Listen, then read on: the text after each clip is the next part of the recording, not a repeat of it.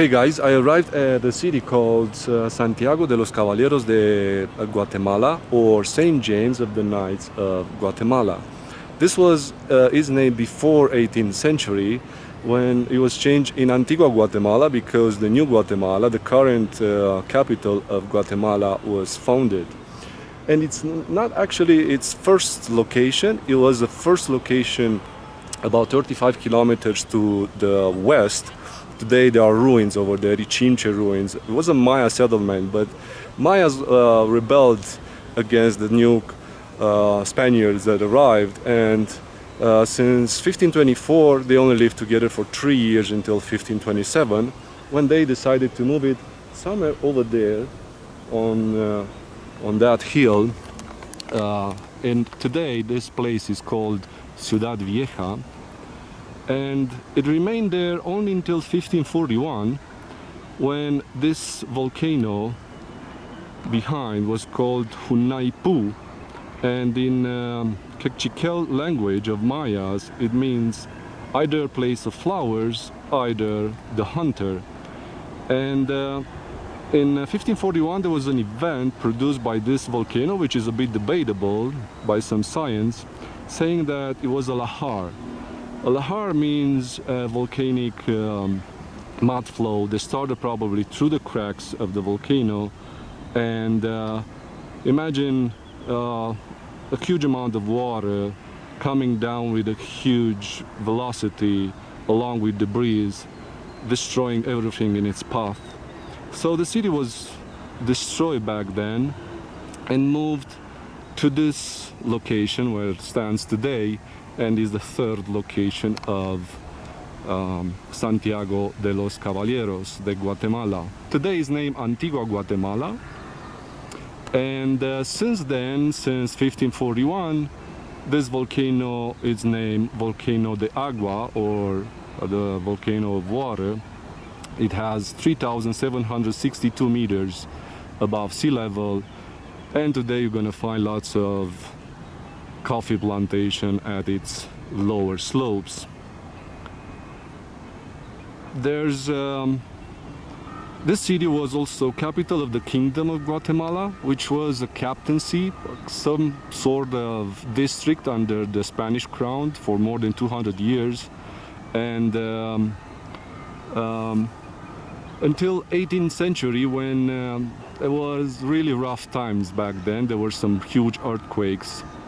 The most notable one was San Miguel in 1717, but also this volcano up here did some damage. As you can see now, he just threw some ash and some gases on top. He's doing this every other 15-20 minutes. It's called Volcano del Fuego, or the fire volcano. If we have here volcano of Agua, you need a volcano of fire. And during night, if you have the luck to have a clear sky, you'll see also lava being thrown out of the cone. It's part of a complex which is called Horchata, along with Acatenango, which is around here in this, it's covered in clouds now. Acatenango has also three peaks called also Tres Hermanas, or Three Sisters, with heights over 3,800 meters. But especially this volcano, volcano of fire, has only 1 meter above volcano of Agua, 3,763 meters above sea level. Three beautiful volcanoes along and around Antigua Guatemala.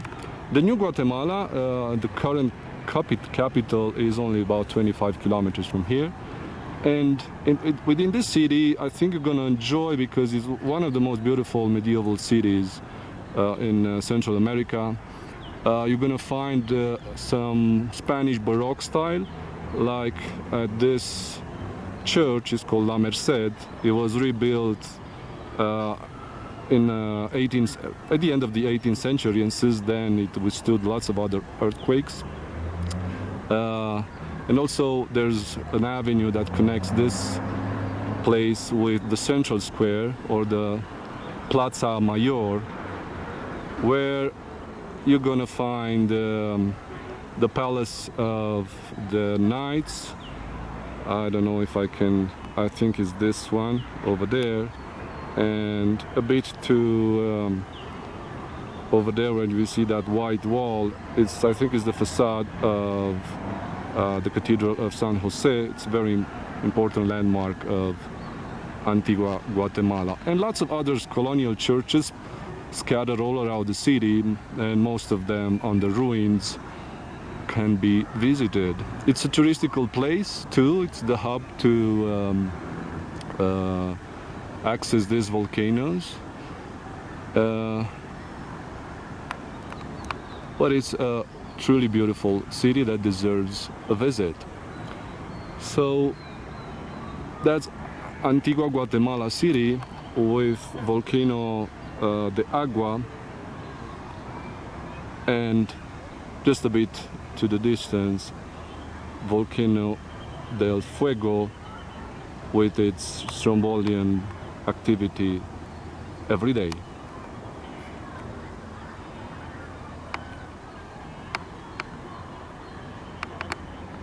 I will see you next time.